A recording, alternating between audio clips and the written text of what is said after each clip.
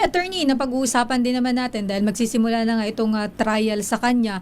Usually po ba gaano katagal, based on your knowledge, yung ganitong mga kaso dyan sa International Criminal Court? At mayroon ba na mga president o kahalintulad ng kaso laban sa ibang leader ng bansa na katulad po dito kay Pangulong Duterte? Ito ba ay aabutin pa ng isang taon, attorney? Gaano ba katagal po usually?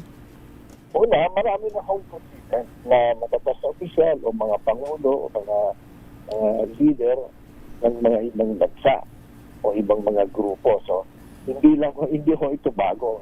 Ginagawa ng nila ito sa iba't ibang mga nasasakyan. Pangalawa, as to gaano ba kabilis yan, depende ho dun sa mga kalaysay o ng mga araw na binibigay para sa prosecution, para magpresenta ng ebidensya at mga dokumento, mga testimonya, at gaano rin katagal yung pagkakross-examine ng kabila.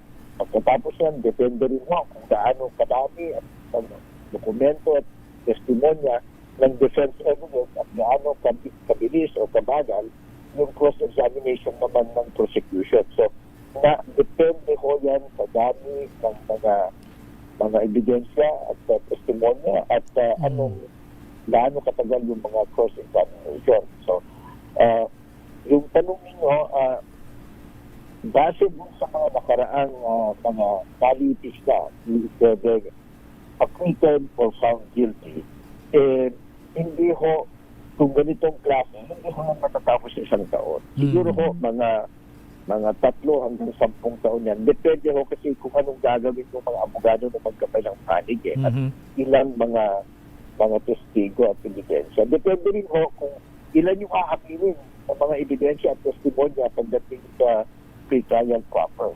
Kasi pwede hong ma-appreciate yan kung hindi na paglalabanan pa yung ibang testimonya at mga ibang dokumento na public record naman o alam na ng kumpido. So, nasa kanila ho yan. Yun lang, sa aking tansya, regardless of what they do, I don't think this will be done in a year.